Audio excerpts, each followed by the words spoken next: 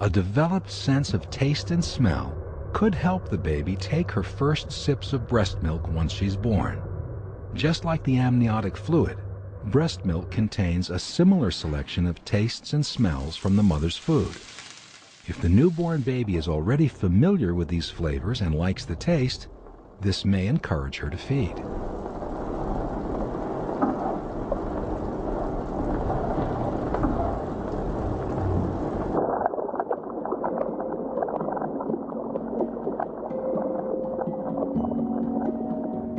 This scan shows a 24-week-old fetus opening and closing her eyes.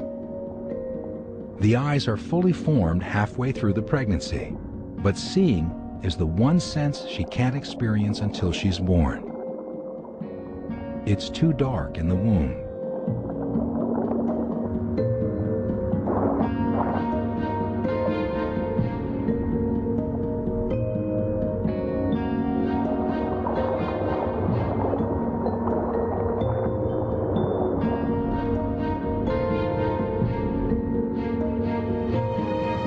It's possible that some very bright light, direct sunlight for example, could penetrate into the uterus and the fetus may be able to detect a faint glow. But the uterine wall is so thick, buried under a protective layer of skin and fat, that most of the time the fetus evolves in total darkness.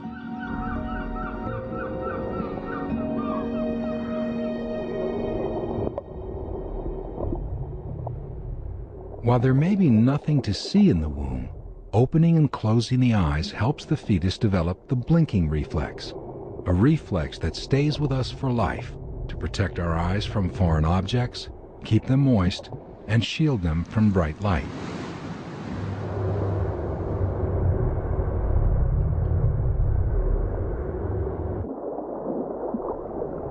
At 25 weeks, the eyes grow intricate lashes. But there's one detail that may not fully develop, no matter how much time the fetus spends inside the womb: the color of the eyes. Some pigments need light to form properly, and the baby's eyes may change color during the first months of life.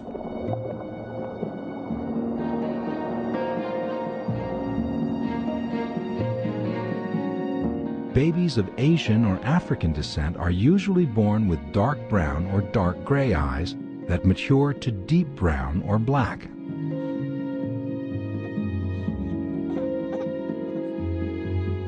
A Caucasian baby almost always has blue eyes in the womb, even if they change to green or brown after birth.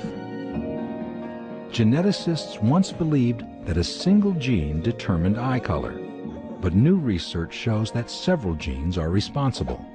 So it's impossible to predict just from looking at the parent's eyes what color the baby's eyes will be.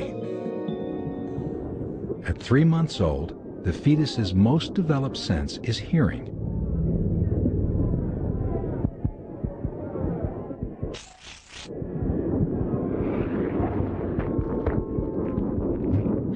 The fetus may be completely surrounded by amniotic fluid, but because sound travels through fluid about 4 times faster than it does in air, she has plenty to hear.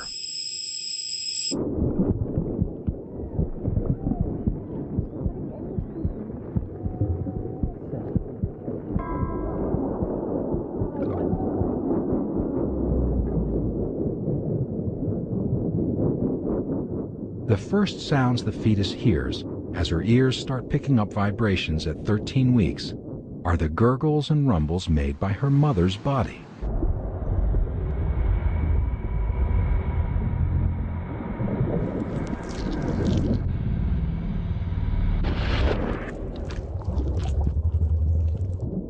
A succession of hiccups, burps, bubbles, sloshes, and slurps marks the passage of food, liquid, and air in, out, and through the maze of passages and tubes just inches from the baby's ears.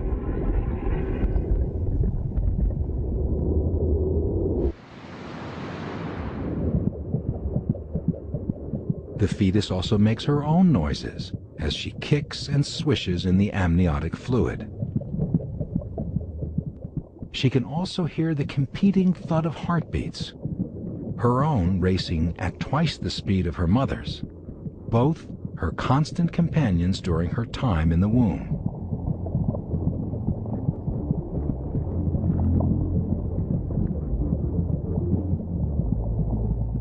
The fetus can also hear sounds from the world outside, conversations, loud noises, and music. The walls of the womb, together with the abdomen, act to filter out most of the high frequencies. All sounds reach the fetus distorted, but higher sounds are more muffled. Only the lower bass notes of a piece of music have much impact.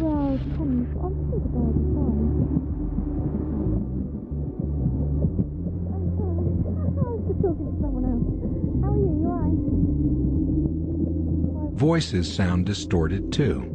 Vowels are generally lower in pitch than consonants, so the fetus only hears the melody of speech, without the percussion of consonants.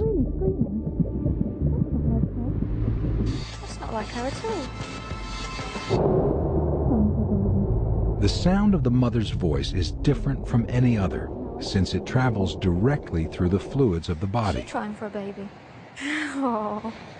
This may help the baby develop the unique relationship it has with its mother.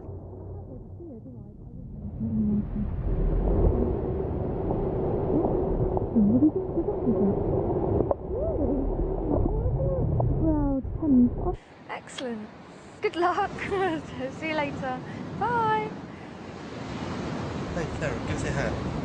Other voices, like the father's, must pass through air, then fluid, and may not cut through the general background noise.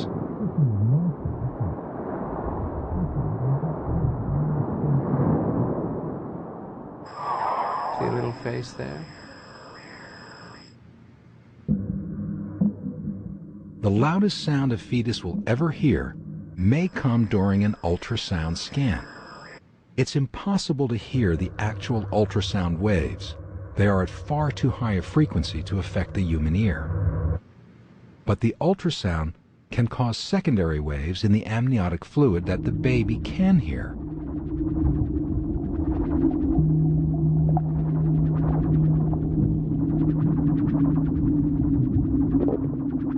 To produce finely detailed images, ultrasound probes fire a rapid succession of pulses, each lasting less than 1/1,000,000th of a second.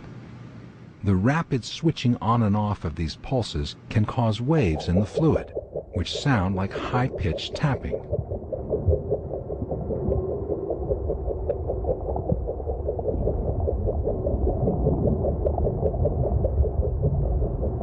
If the probe is pointed directly at the baby's ear, it can sound as loud as a subway train.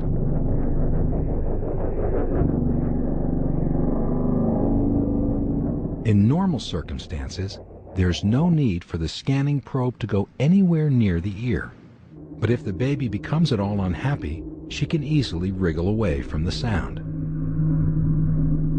Just as in this 4D scan, doctors have observed fetuses grimace and frown as they manipulate the fetus through the mother's abdomen. All part of the delicate expansion of the senses. During the final trimester, the fetus prepares for life outside the womb, away from her comforting cocoon and its built-in life support. Many of the crucial tricks and skills she needs to survive on the outside are innate reflexes that she develops inside the womb.